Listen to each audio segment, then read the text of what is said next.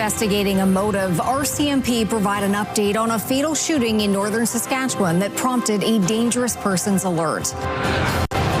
Rising from the ashes, residents of Daire Beach rebuild after last year's devastating wildfire. And Saskatoon flips the switch on solar power. This is CTV News with Chantel Saunders. Good evening. We begin tonight in Pelican Narrows, where RCMP are investigating the motive behind yesterday's fatal shooting. The incident that saw another person injured sparked a dangerous persons alert. CTV's Laura Woodward now on what we know so far. RCMP were tight-lipped about the details of the Pelican Narrows shooting, saying the investigation is still in the early stages. Police say a woman was killed and a man suffered serious injuries after a shooting near the community's health center Monday afternoon. A male suspect was arrested at a residence in Pelican Narrows, but no charges have been laid. Investigators have not said whether the shooting was gang or drug-related or whether the suspect and victims were known to each other. Do I believe that there's a random shooting that occurred? I don't believe so, but that is part of our investigation, and we're mindful of both incidents. If it's targeted or if it is random, that's a part of our investigation. The shooting is part of a disturbing trend in the area. Violent crime has increased by 49% over the last 10 years. This is extremely concerning, especially considering the small local population. Dr. John Michael Stevens has worked at the clinic in Pelican Narrows for 9 years, just steps away from where Monday's shooting took place. He's seen firsthand a shift in the type of violence facing the community. Since COVID, there's been an extreme uptake in a different type of drugs, so cocaine and crystal meth. And that's driven a different type of violence. The community is it's broken. It's a beautiful community that's really broken. The Peter Valentine Cree Nation says out of caution, schools and the band office will remain closed for the week. Court has been canceled and the health center will be limited to serious medical clients for the remainder of the week. In an effort to respond to the growing violence, this fall, the RCMP plans to deploy officers from Saskatoon as a new rotational shift aimed at boosting police presence in the north. Laura Woodward, CTV News, Saskatoon. As wildfires continue to impact many communities across the province, residents in one area are returning home after being evacuated, while others are being forced from their homes. Hallie Mandrick has those details. The evacuation orders previously issued to the RMs of Shellbrook and Duck Lake have been lifted as the wildfire threatening the communities is now 80% contained. The Saskatchewan Health Authority says the 53 patients and residents of the Parkland Integrated Healthcare Centre in Shellbrook who were preemptively evacuated over the weekend are in the process of returning to the facility. The approximate 130 residents from about 70 homes in the RM of Shellbrook are also heading back, but are being told to be on alert should they need to leave again. People living in the nearby hamlet of Holbein are on alert for changes as crews work to contain the lobstick fire, which spans nearly 19,000 hectares. Meanwhile, the Caford fire, located south of Red Earth Cree Nation, has spread across 11,500 hectares. Many of those impacted by that fire have been forced to evacuate to neighboring communities, including Saskatoon. As we help other municipalities understand how to support evacuees, we now have a wealth of experience to help support that effort. And that makes me proud, as for our city, but it actually makes me proud for our province as well. It's unknown when evacuees from Red Earth Cree Nation will be allowed to go home. Anyone who needs information about evacuations or instructions for their area is advised to visit the Saskatchewan Public Safety Agency's website. Hallie Mandrick, CTV News, Saskatoon. Today marked 1 year since the wolf fire devastated the community of Daire Beach. As Stacey Hine tells us, residents came together earlier as they continue to reflect and heal. This was the scene in Daire Beach 1 year ago as the wolf fire destroyed more than 200 homes. It was devastating, absolutely devastating to see that happen. Carrie Lentowitz lost her home in the fire. This is what she came back to. She says she's currently living with her mom while she, like many others in the community, continues to work through the insurance process. I've spent over 200 hours on just my contents list alone. and scope of work and all that kind of stuff for my house. I don't even know how many countless hours I've spent on that. Jennifer Heisert learned she lost her home after being sent this video. She says the uncertainty was the hardest part, but nothing prepared her for what she saw in person. Very surreal to drive in, and you've seen the videos, but there's no preparing for what that actually is. Heisert is rebuilding her home after spending a winter in an RV parked inside a warehouse. As recovery continues, homes have been moved into the Peter Ballantyne Cree Nation community in Daire Beach. On the municipal side, the deputy mayor says 11 homes have now been completed, with more on the way. When you drive into town and you see where we were and where we are, it's so utterly impressive. Residents are gathering at the beach to mark 1 year since the fire devastated the area and reflect on how far the community has come. We have done such a tremendous job here at the village, taking our lives back. While they're still picking up the pieces, residents say the recovery has shown the strength and resilience of Daire Beach. Stacey Hine, CTV News, Saskatoon. The city is now generating its own clean power. As Keenan Sorokon reports, a solar farm that was years in the making is officially up and running. A new solar farm is putting the city's slogan of Saskatoon Shines to work. To not only have that natural resource as part of living here, but how we are able to embrace it and use it to help support the generations ahead. Block flipped the switch Tuesday to turn on the 2.8 megawatt Dundonald Avenue solar farm. The 14-acre project located between Montgomery Place and Circle Drive South was first floated back in 2017 and has undergone a few changes before Tuesday's grand opening. I remember the day we approved this and wondering whether or not Saskatoon would be ready to make a transition to diversify. More than 4,500 solar panels are expected to reduce greenhouse gas emissions by over 23,000 tons over 30 years, equivalent to removing 160 cars from the road every year, as it produces enough electricity to power over 400 homes annually. The cost of the project doubled from its original approval to nearly $8.5 million last year, but is expected to come in at roughly $7.3 million, about a third of which is being paid by the federal and provincial governments. The city estimates the project will pay for itself in about 15 years, but it could be sooner depending on how future rates are rolled out. My best guess is that we're probably going to pay it off faster than we think we are. So we'll see what happens. Nearby residents are pleased to see the patch of land that wasn't much more than a field of weeds getting a new purpose. It's a sign of progress. I mean, I think we all realize that solar is not the end all for power generation, you know, but I mean, we have lots of sun. We got a perfect spot here for it. Keenan Sorokon, CTV News, Saskatoon.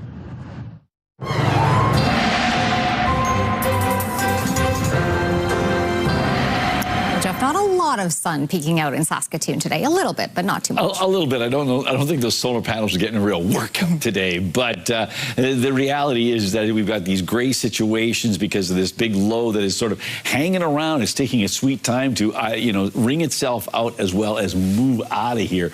So right now it is still cycling around, having its greatest impact on parts of Manitoba. They are dealing with watches and warnings, including some tornado warnings. At least there were about an hour ago. But we're going to still see a bit of an impact as this system sort of winds, sort of runs out of steam.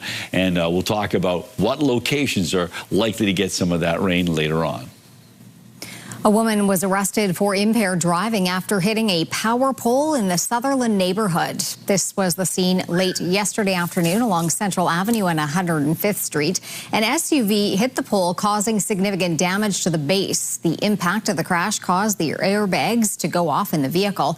The 28-year-old woman driving the SUV was not seriously injured. After failing a breath test, her driver's license was suspended for 3 days and her vehicle was impounded for 3 days.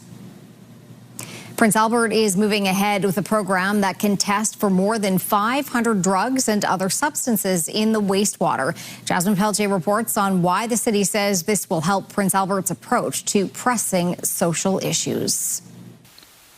In 2022 and 2023, 7 Canadian cities were tested for about 10 different drugs in the wastewater through the Canadian Wastewater Survey. Prince Albert had the highest daily levels of methamphetamine per capita of all participating cities. As much as it is uncomfortable or unpleasant to talk about or to face, to move ahead successfully on challenging things like addictions and the drug trade, we need good intel.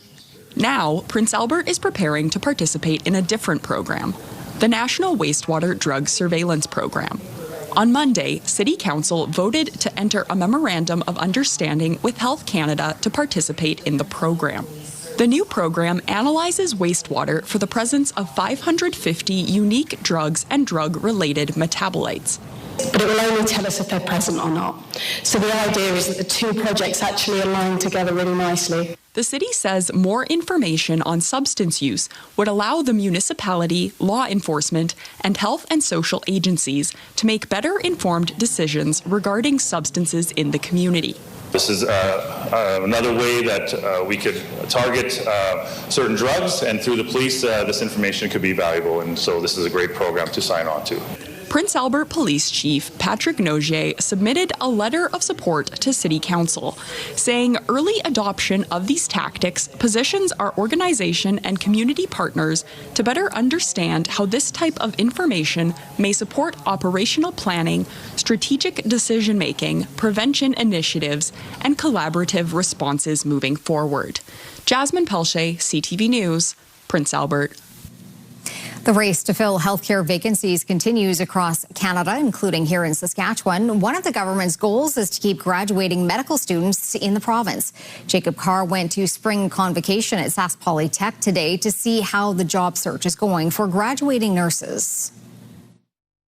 After years of hard work, Peyton Skeen and Jaylyn Maletta are ready to enter the workforce after graduating from the psychiatric nursing program at Saskatchewan Polytechnic. But while healthcare workers are in high demand, finding a job wasn't that simple. I was very surprised at how difficult it was to obtain a job, just because there is such a shortage and whatnot. I thought it would not be easy, but I kind of thought it would be, less of a challenge, and it was actually pretty hard. The staffing shortages referred to by Skeen was referenced by the Saskatchewan Union of Nurses last year. Their president, Bryce Boynton, claiming that nurses at Jim Pattison Children's Hospital, among others, reported shortages. But according to an expert in the field of finances, the provincial government needs to focus heavily on retention of Saskatchewan nurses. It's $70,000 to $80,000 to replace a nurse.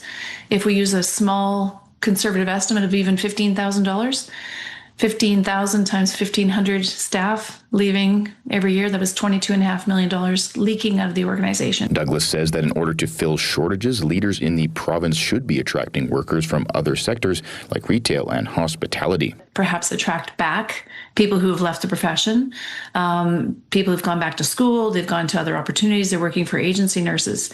If we can create the conditions of work that are attractive to these people, they might come back to Saskatchewan, they might come back to nursing. As for Skeen and Maletta, they have secured work as psychiatric nurses in Saskatchewan, looking to provide help that is badly needed. After seeing someone struggle and not really having the resources there, I decided to go into psych nursing to hopefully be that resource for someone someday, even if I can just help one person at the end of the day. That's been my goal. Jacob Carr, CTV News, Regina. The Canadian Union of Public Employees rallied outside the legislature today. They are frustrated, saying education assistants, counselors, and other workers in schools are performing what they deem to be medical procedures without any training. Donovan Mace explains. The Canadian Union of Public Employees says education workers are doing the work of licensed nurses inside Saskatchewan schools. They're also responsible for full daily care, lifting, cleaning, watching for signs of pain, and responding if something goes wrong. QP conducting a survey of nearly 1,000 Saskatchewan education workers like EAs, administrators, and counselors who say they have performed a wide range of medical procedures as part of their jobs, from administering medications, injecting EpiPens or insulin, monitoring blood sugar levels, wound care, and even assisting with tube feeding or catheterization.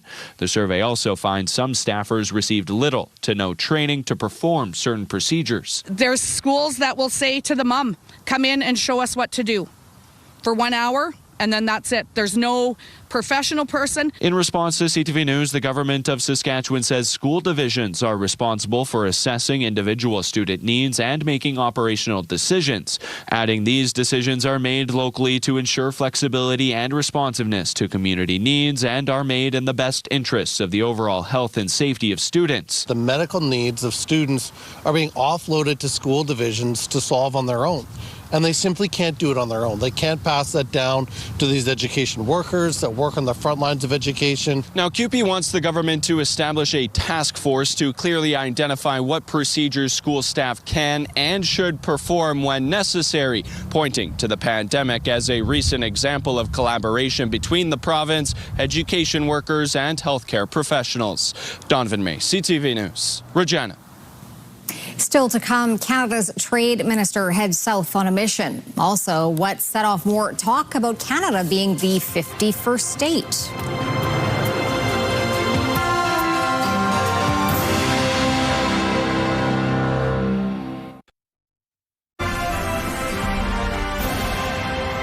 You're watching CTV News Live from downtown Saskatoon. Thanks for staying with us. Ottawa's Canada-U.S. trade minister is in Washington tonight for a high-stakes meeting. But before Dominic LeBlanc gathered with his counterparts, he issued a letter to the U.S. and Mexico calling for a lengthy renewal of the Continental Trade Agreement. CTV's Abigail Beeman reports. Minister, what are the goals of this meeting? The goals of this meeting is to be able to tell you how well it's gone when we finish at 5 o'clock this afternoon. The Canada-U.S. trade minister and chief negotiator in Washington to talk with the top U.S. trade rep, Jameson Greer. Dominic LeBlanc issued a letter to the U.S. and Mexico officially stating Canada's recommendation for a 16-year renewal of the Canada-U.S.-Mexico Free Trade Agreement. We took stock of the work that the Americans want to do with Canada and the work that we're prepared to do over the coming weeks. I remain optimistic about the work that we can do with the Americans. While a delegation from Manitoba was also here Tuesday, separately meeting with other U.S. trade officials. There's clearly a path forward. There's clearly an importance for both countries as well to find a solution to this. So, I think we heard clearly some of those irritants were. I think there's a path that we can make these kind of go away as well, though. The U.S. has made its irritants known. The booze ban, supply management, and the Online Streaming Act high on the list, with one source today quoting frustration from U.S. officials who said dealing with Canada has been a roller coaster. He seems to go and socialize and come back empty-handed while the Mexicans have been in formal negotiations, eating our lunch for the last 6 months. I am concerned that Mr. LeBlanc goes down at a time when Mark Carney has led us into the only recession in the G7. The Prime Minister, meanwhile, tried to downplay the idea Mexico is further ahead in talks. There's a series of issues, technical issues that they have with Mexico, they have with us, which is why there's a bifurcated discussion. So 30 issues or so with us, more than almost 60, I think, with Mexico at current count. And so we're working through a series of those issues. Mexico has already wrapped up one round of trade talks with the U.S. with 2 more set, leaving many worried about where that leaves Canada ahead of a July 1st deadline. Abigail Beeman, CTV News, Washington. U.S. President Donald Trump is taking the news that Canada is in a technical recession as an opportunity to revive his threats of making Canada the 51st state. CTV's Rachel Aiello is following this for us from Ottawa. The U.S. president is at it again, taking to Truth Social last night to call Canada the 51st state, a message amplified this morning by the American ambassador to Canada. Prime Minister Mark Carney said despite the rhetoric, it's an administration Canada has to work with. We take the administration as it is and are working together on a number of areas. Canada strong. This less than a week after Carney said a strong Canada would help make America great again. And that line was one U.S. Ambassador Pete Hoekstra said was worth repeating. Asked what he makes of Donald Trump using recession talk to revive the annexation taunt, Pierre Poilievre called it ridiculous. We have to make sure that we don't allow ridiculous comments like that to distract us from the very real suffering that Canadians are experiencing. The regret that Mr. Carney has created this weakness going into formal negotiations. Ontario Premier Doug Ford also pushed back, while noting Ontario created 380% more jobs than the U.S. per capita in April. Yeah, here he goes again. Here goes President Trump again, 51st state. I get tired of that guy. These Canadians weren't worried about the U.S. trying to use our economic slowdown as leverage. We got lots of opportunities here. We are a country with minerals. We are a country with professionals. Canadians will have none of it. Does Trump even know what leverage is? This is not just Canada that's experiencing the economic issues. It's a worldwide thing. While the Canadians we spoke to didn't express the same concerns, today the opposition called on Carney to present a plan to reverse the recession so that Canada can go into this summer's trade talks in a better economic position. Rachel Aiello, CTV News, Ottawa. Parts of Japan continue to be plagued by violent bear attacks. One dangerous encounter was caught on video. Keep your eye on the bottom right of the screen. A bear bursts toward a man. He tries to run away, circling the area, but the bear catches him and throws him to the ground. An approaching vehicle ends up spooking the bear, chasing it away. But the bear eventually did get into a nearby factory where one person was injured. Last year, a record 20 people were killed in over 240 bear attacks across the country. All right, Jeff, a little bit of a mixed bag forecast-wise. Yeah, we've got ourselves, as you say, a mixed bag. That's a nice way to put it, because we still are going to be dealing with some showers and some, not big, strong winds, but still breezy conditions in some locations. But the system that's bringing us all of that active weather is slowly losing its power, and so we will start to see a bit more of a calm down and get into temperatures that are starting to rise a little bit, but not crazy hot like they have been in the last few days. 21 degrees for Saskatoon right now, the same in Prince Albert, 19 in the Battlefords. And as you can see, moderate winds right now in all three locations, and that's without wind gusts. Quick look at Saskatoon's almanac. So today, 20 degrees for a daytime high, 21 is typical for this time of year. 32, that's the record warm temperature from 2006, the record cold temperature, -3 in 1919. The sun came up at 4:51. It's going to go down to 9:19. Coming up, efforts to better understand inmates. The group hoping to connect them with their culture and get them on a better path.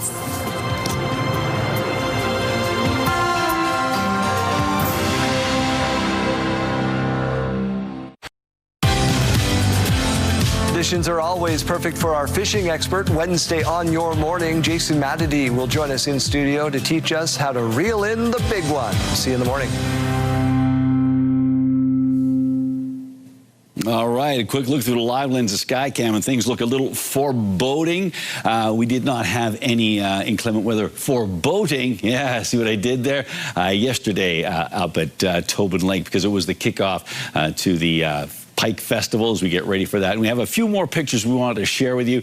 Just a group shot here at the it was the Sam Anna Pizza and Restaurant in Manipawin, and it was a group of the media, and just so thanks to Tasso and Carrie for the great hospitality there. It was a lovely time there, and a nice way to kick things off. And I just wanted to show you this picture of, look at this, Steve Shannon there, the CEO of the City Hospital Foundation, and he's there with Chad Tremblay. That was maybe not the biggest fish of the day. I don't know if that was official, but that was a big one, a tagged one, and that's what happens on the media day. We catch big fish and they get tagged, and it's all part of the festival that goes on from Father's Day until September. We're keeping our eye on all this active weather that is impacting still Alberta, Saskatchewan, and Manitoba, particularly Manitoba. They've got some nasty conditions going on right there. Just to recap the temperatures here, 21 degrees in Saskatoon and Prince Albert, 19 in the Battlefords. And just to update the almanac, yes, our 24-hour high is now 21 degrees. It's our current temperature.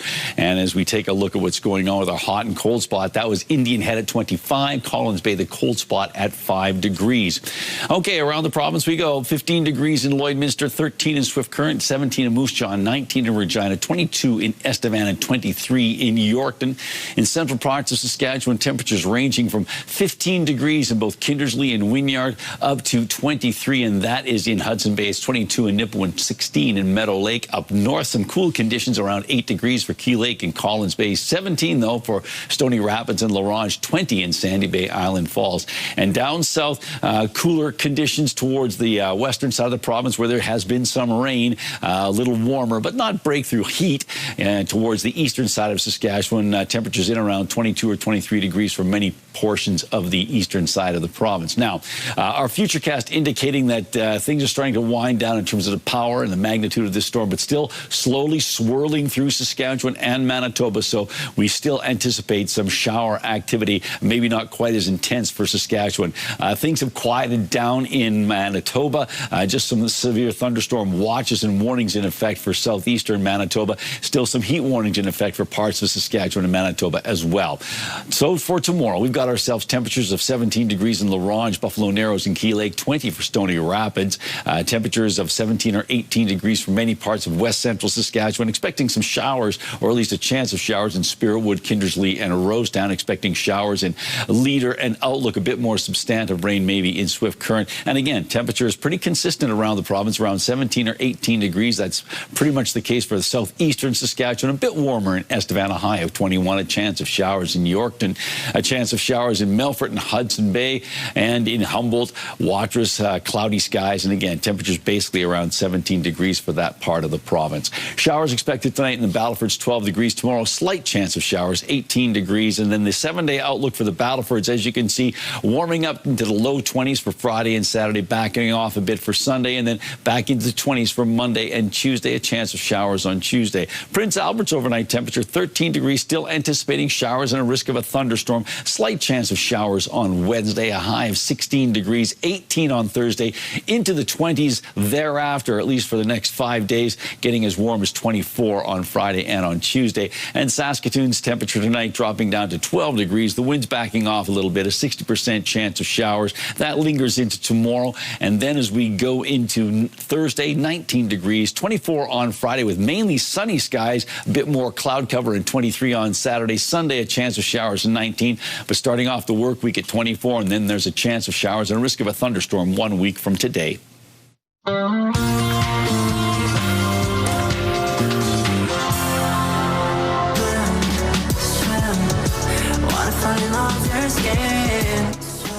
K-pop band BTS are among the performers this fall at the 2026 iHeartRadio Music Festival in Las Vegas, Nevada.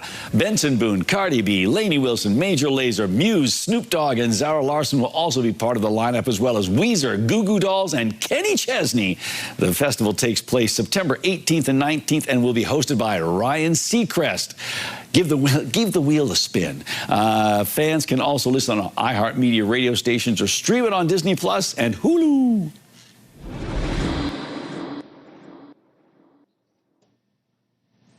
After weeks of rumors, it's official. Taylor Swift is part of the new Toy Story movie. She revealed yesterday a new song that will be featured on the film's soundtrack. It's called I Knew It, I Knew You, and it will be released on Friday. Taylor Swift wrote on social media that she's always dreamed of getting to write for these characters who she has adored since she was a 5-year-old watching the first Toy Story movie. Toy Story 5 hits theaters on June 19th.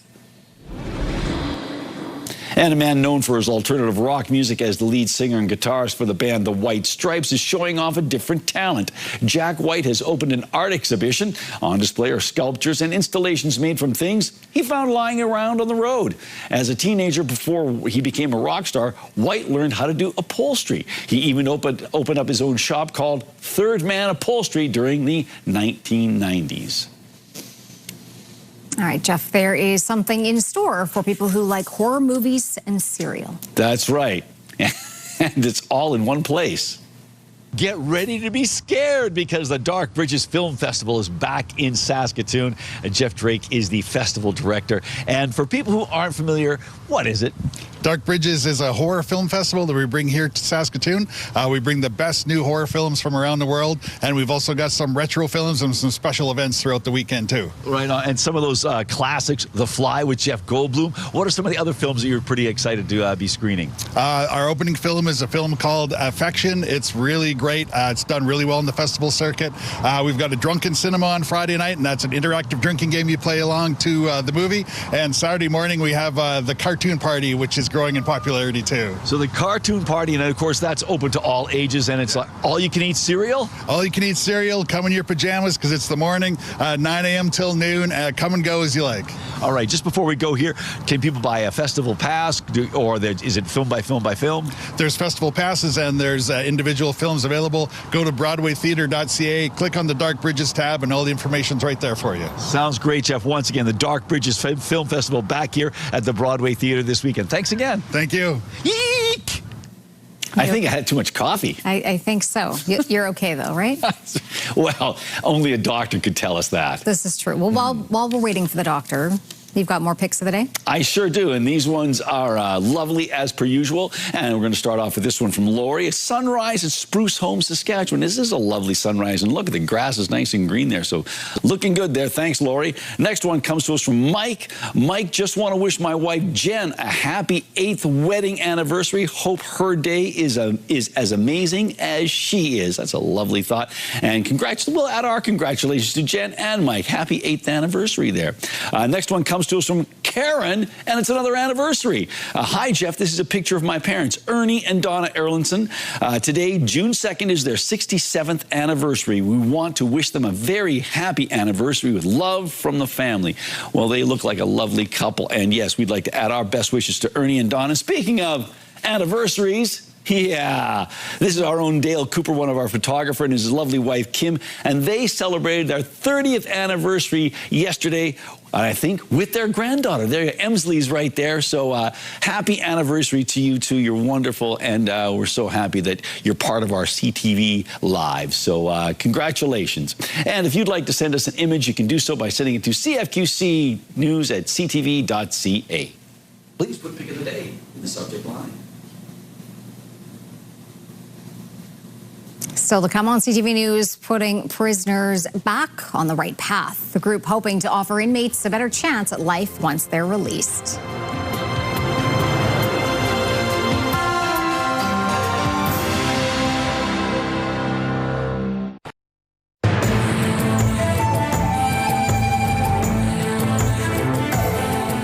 Greetings, everyone. Indigenous overrepresentation in Canada's prisons has become a major talking point, but it's not a modern issue. That's why a new exhibit at the University of Regina is taking a look at a group known for prisoner advocacy as far back as the 1960s. Erica Madarash reports. I had a prison record, became known as a criminal.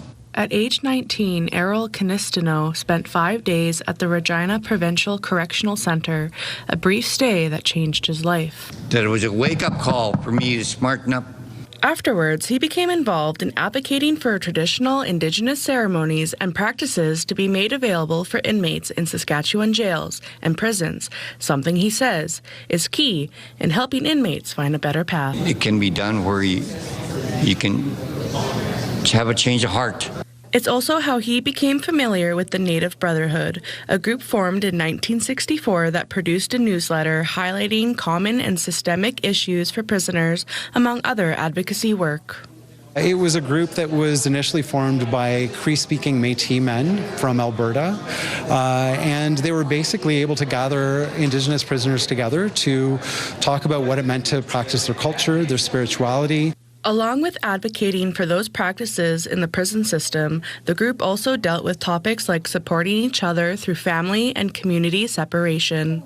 The Brotherhood and its work are the subject of a new exhibit featuring writing and artwork from prisoners for the public to view, in hopes of creating more understanding of what prisoners go through both then and now. It showcases pieces from as far back as the 60s and 70s to more recently made artworks from prisoners inside the Saskatchewan Penitentiary. Not only does it demonstrate the line of cultural resurgence and resilience that is kind of drawn straight through from the 1960s and 70s, but it also points to the fact that there is still an over-incarceration crisis. Kinistino says that especially now with Indigenous overrepresentation in incarceration rates, it can be even harder living on the outside than the inside. These days they have like parole and so many things you got to abide by, curfews and living with a bracelet on your leg. In hopes that cultural practices in prisons that groups like the Brotherhood advocated for can and will leave real impacts with those incarcerated today. That we really have to be working on the Truth and Reconciliation Commission's calls to actions from 2015, because a lot of the calls that were made by the Native Brotherhood are echoed in those calls more than 4 decades later. The Native Brotherhood exhibit will be on display until late summer. For Indigenous Circle, I'm Erica Madarash, CTV News, Regina. If you have a story you would like to see in this segment, here's how to reach us. You can contact me by email, and you can also watch past episodes and segments of Indigenous Circle on our CTV Regina and CTV Saskatoon websites. Indigenous Circle, brought to you in part by Saskatchewan Indigenous Enterprise Foundation, growing the First Nation entrepreneurial spirit. When we come back, how the Saskatoon Mamba plan to celebrate Canada Day, and later why Saskatoon is considered a forgetful city.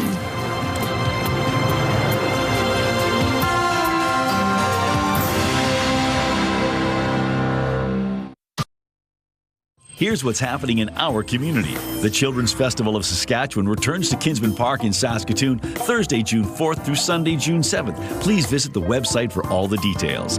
The Kicking Pancreas 5K, the only national fundraising run for pancreatic cancer, will be held for the first time in Saskatoon, June 6th at Rotary Park. You can submit your community event by visiting our website, ctvsaskatoon.ca, and clicking on Community Calendar, or scan the QR code on your screen. Okay, time to take a look at the rural forecast for tomorrow. And as you can see, some places still dealing with some rain and temperatures a bit on the cool side. Not a surprise considering we've had some of the inclement weather in the last little while. But temperatures are on the rise, just not a whole lot tomorrow. A lot of places at 17 or 18 degrees tomorrow. Wynyard at 16 degrees. Again, some showers throughout the region. But these are spotty showers. These aren't day-long events in terms of rain. As we make our way down into southern Saskatchewan, again, scattered showers, all part of that system as it makes its way through the province, and as I said, losing some of its power as we roll into tomorrow. But as you can see, temperatures in the mid to high teens tomorrow. Nobody really breaking through the 20-degree mark, and that includes Govan. Govan expecting some showers tomorrow, about a 60% chance of showers. Will go with that. Winds out of the northeast at 15 and 18 for a daytime high, so a little bit below seasonal, but that's not a surprise if there is some rain. And Govan is one of those places where internet plans of up to 1 gig are available from SaskTel. The Saskatoon Mamba and Calgary Surge will play a neutral site game in the far north to celebrate Canada Day. The teams will face off in Whitehorse, Yukon, July 3rd. It's being called the first professional basketball game to be played in the territories. In addition to the game, organizers say there will be a 3-on-3 tournament, coaching clinic, and community camp in the days leading up to the big game. It's the 5th game to be played at a neutral site in the league's 8-year history. The league has agreed to bring back the event for the next 3 years. Drivers across Saskatchewan are being reminded to slow down and stay alert this month as part of SGI's Traffic Safety Spotlight.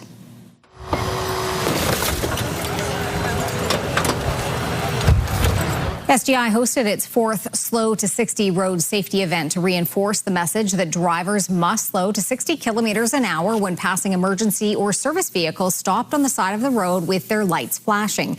Officials say too many close calls and preventable collisions continue to put first responders and stranded motorists at risk. In 2024, there were 124 crashes involving emergency and service vehicles, resulting in injuries and 1 death. If you got somebody coming past you and you're working on the side of the road and they're coming past you at 100 kilometers an hour, very dangerous situation. So these guys are doing important work out there, to make sure everybody is safe, not only for the community, but for, themselves as well. When we're asked to go out and do a call, we're looking to help somebody that's having a bad day and make their day better. We also want everybody to go home safe. And I guess the message I have is please just slow down, move over, and let's everybody go home safe. Because if something happens, it's not just us, it's also you. The base fine for anyone going over 60 kilometers per hour in the presence of an emergency or service vehicle operator is $170 with additional fines per kilometer over the speed limit.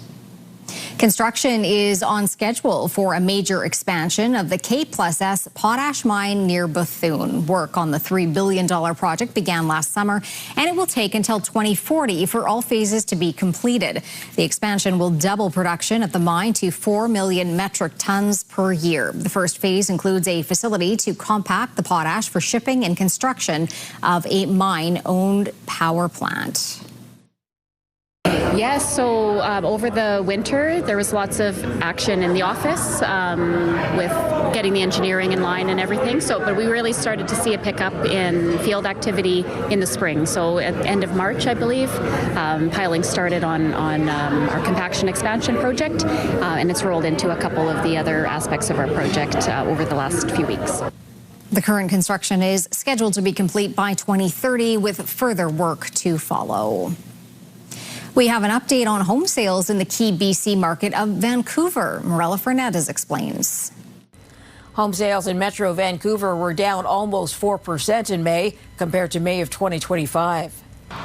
The biggest weight on the sector, apartment sales. They were down about 7%. The benchmark price of a home is also down year over year by more than 6%. For May, it was just over $1,100,000. The benchmark price for an apartment specifically in Metro Vancouver was just under $700,000. Here are the closing numbers for the day. Canadian dollar up a fraction to 72.27. West Texas Intermediate up to 93.53. Western Canadian Select is down to 71.43. And the TSX popped up over 400 points today for a new record close of 35,169. Those are your business headlines. I'm Morella Fernandez. Coming up, quite the collaboration to tantalize your taste buds. Then the findings that make Saskatoon an uber forgetful city.